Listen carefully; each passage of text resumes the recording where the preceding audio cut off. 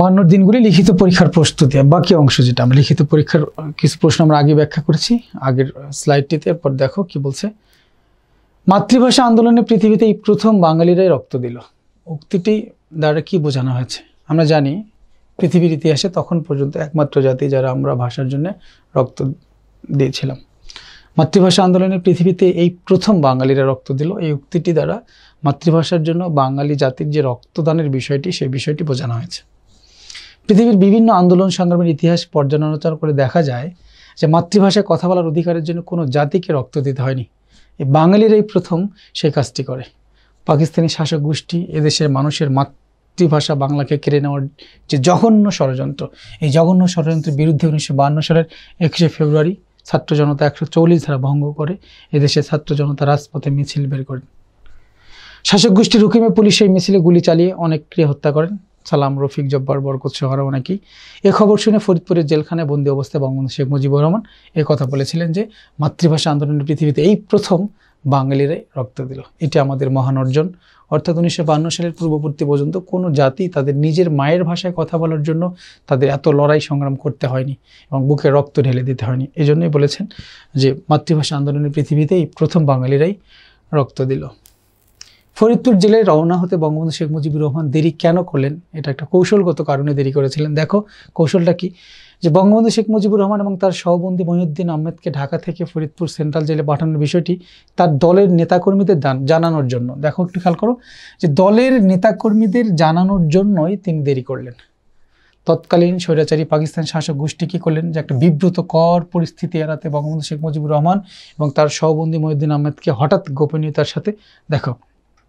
করেই গোপনীয়তার সাথে ঢাকা জেল থেকে ফরিদপুর জেলে পাঠানোর ব্যবস্থা করেন। বঙ্গবন্ধু শেখ মুজিবুর রহমান রওনা হতে দেরি করতে লাগলেন, কারণ নারায়ণগঞ্জ থেকে বেলা 11টায় জাহাজ ওঠে। আমরা যখন পড়েছিলাম গল্পটি তখন আমরা দেখেছি বেলা 11টায় জাহাজে ওঠাতে না পারলে রাত 11টায় পরবর্তী জাহাজ। আর এর মধ্যে তিনি আওয়ামী লীগের নেতাকর্মীদের কাছে তার এই ঢাকা থেকে ফরিদপুর যাওয়ার এই খবরটি পৌঁছে দিতে পারবেন বলে সে কৌশলগত কারণে এবং কৌশল করেই সেই ঘটনাটি ঘটিয়েছিলেন।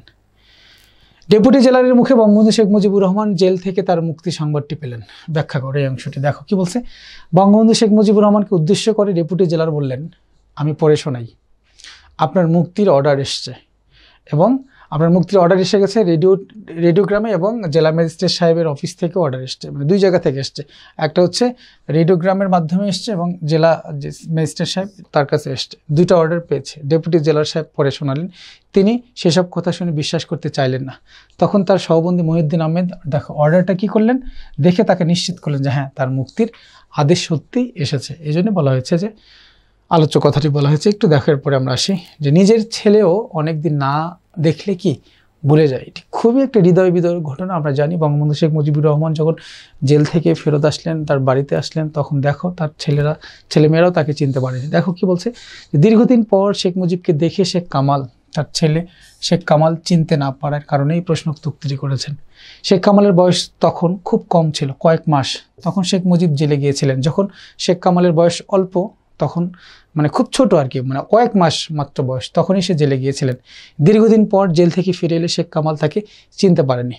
কামাল মনে করেছিলেন যে শেখ মুজিব হচ্ছেন শুধু হাসিনার বাবা, অর্থাৎ হাসিনা বলতে এখানে আমাদের শেখ হাসিনার কথা বলা হয়েছে। অর্থাৎ দীর্ঘদিন না দেখার কারণে ছেলে তার বাবাকে ভুলে গিয়েছিল বলেই প্রশ্নোক্ত উক্তিটি, নিজের ছেলেও অনেকদিন না দেখলে ভুলে যায় বাবাকে, সেটি বলা হয়েছে।